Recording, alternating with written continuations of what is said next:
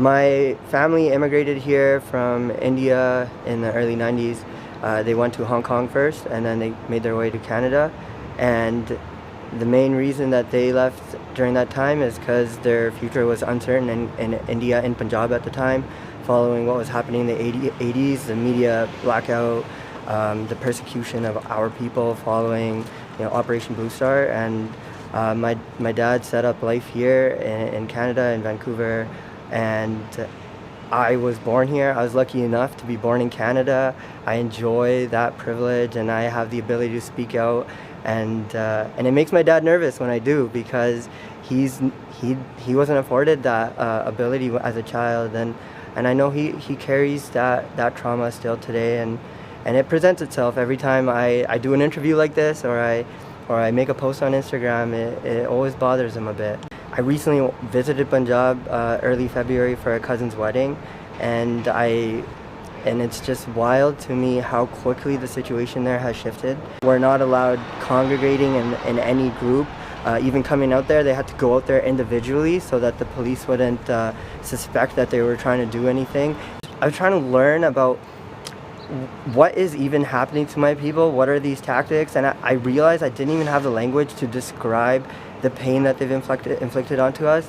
And yesterday, enforced disappearances are a tactic used by tyrannical governments to oppress or spread terror and oppress communities, and they do this by creating an environment of fear and uncertainty, and that's their end goal, and they've done that, and that's what we're all suffering from now.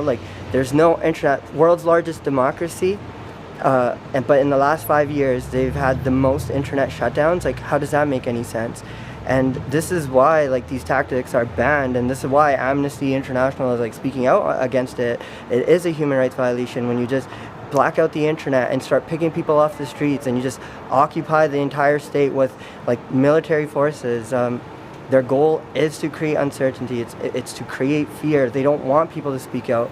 Amritpal Singh was arrested, and then quickly they said he wasn't arrested, and now they've created all this confusion, and they want to make it clear to Sikhs, to Punjabis, to Sikh activists, to anyone, a regular teacher like me. They want to make it clear that if you are going to speak out against the Indian government, or if you're going to talk about the water issue in Punjab, or if you're going to talk about the erasure of your language, Punjabi, or the erasure of your culture, then the consequence for that is you will be disappeared, or the price for that is your life, or never seeing your loved ones again, or getting shipped off into some prison on the far coast of the country.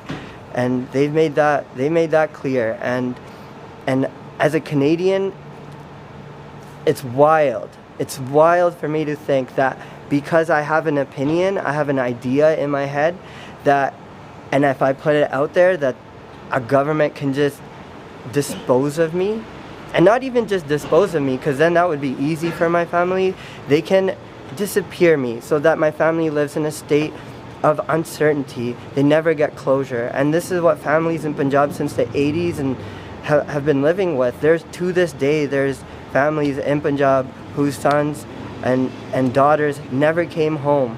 They went out and they were picked up by the police just because they looked like me, and they were picked up, never seen again.